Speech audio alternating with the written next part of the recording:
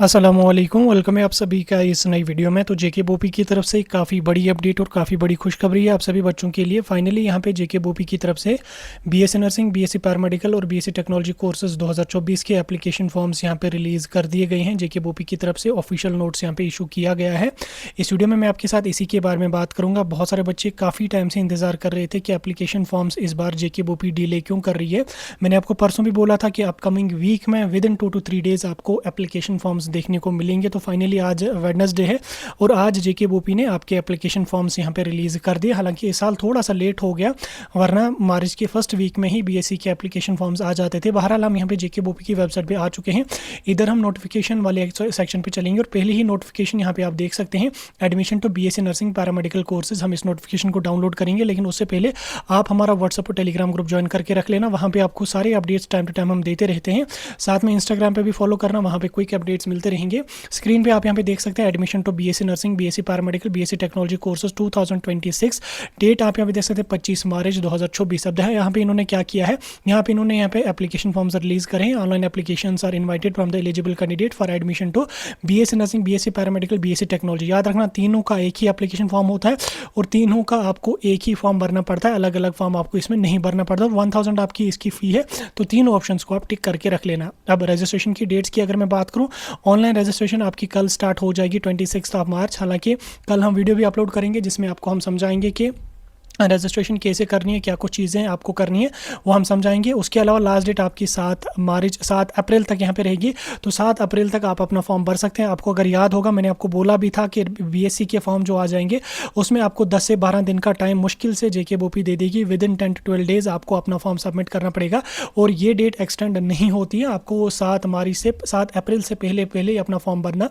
कल 26 है, कल फॉर्म नहीं भरना, परसों से अपना फॉर्म फिल करने की कोशिश करना। और उसके अलावा 5 अप्रैल से पहले फॉर्म भरना। लास्ट के दिनों में वेबसाइट पे बहुत ज़्यादा लोड होता है। हालांकि हम एक अलग से वीडियो अपलोड करके आपको सारी चीज़ें समझा ही देंगे। उसके अलावा रजिस्ट्रेशन के लिए आपको 1000 फी पे करना पड़ेगा, जो आपको online credit card, debit card, net banking के थ्रू करनी पड़ेगी। इन्फॉर्मेशन बुलेटिन अभी कुछ टाइम के बाद रिलीज़ हो जाएगा। जो ही आ जाएगा डिटेल्ड वीडियो उस पर अपलोड हो जाएगा। सारी चीज़ें एक्सप्लेन करके हम समझाएंगे। सिलेबस वगैरह जो वो अलग से आ जाएगा, इन्फॉर्मेशन बुलेटिन में ही होगा। हालांकि पुराना ही सिलेबस आपका रहेगा। एग्जामिनेशन की डेट जो होंगी वो अलग से नोटिफाई करेंगी। फिलहाल के लिए आप मान के चल सकते हैं कि 25 या 26 अप्रैल आपका एग्जाम कंडक्ट किया जा सकता है। और अगर डिले हो जाता है तो अच्छी बात है, बच्चों को ज़्यादा टाइम मिलेगा। लेकिन मुझे नहीं लगता डिले होगा, क्योंकि मई में नीट का एग्जाम भी है और उसके बाद फिर 11 मई से जो है वो फिर सीयूटी का भी एग्जाम है। ठीक, इस तरीके से आपका यहाँ पर रजिस्ट्रेशन का प्रोसेस चलेगा।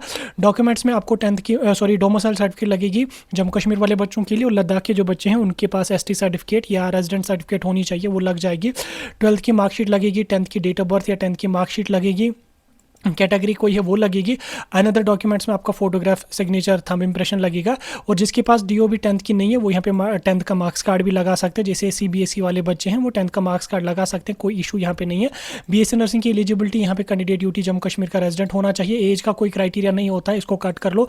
12th में मिनिमम 45% मार्क्स ओपन मेरिट में और 40% मार्क्स SC ST वालों को होने चाहिए। उसके अलावा आपको यहाँ पे जो अभी रिसेंटली बच्चे मतलब अपीयर हुए हैं एग्जाम में, जम्मू के बच्चे, वो भी इसमें एलिजिबल है। और इंग्लिश तो यहाँ पे कंपलसरी होता ही होता है, तो वो तो सबको होती है। इंग्लिश तो ग्रेजुएशन तक भी होती है, इंग्लिश सब्जेक्ट।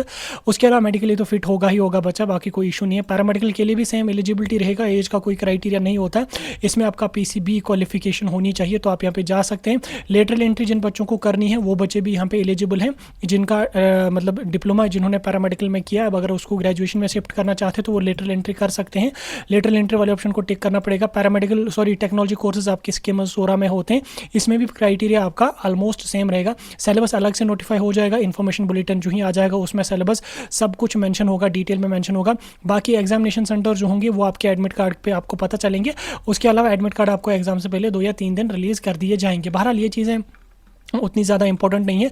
नोटिफिकेशन मैंने आपको पूरी समझा दी। अब आपके फॉर्म कल से रिलीज़ हो रहे हैं और विद इन 1 मंथ आपका एग्जाम कंडक्ट हो जाएगा। 25 या 26 अप्रैल को आपका एग्जाम कंडक्ट हो जाएगा। इसको आप स्टार मार्क करके रख लो। बाकी पोस्टपोन हो जाता या डिले हो जाता तो अच्छी बात है। फिलहाल के लिए ये बहुत बड़ी अपडेट है आपके लिए।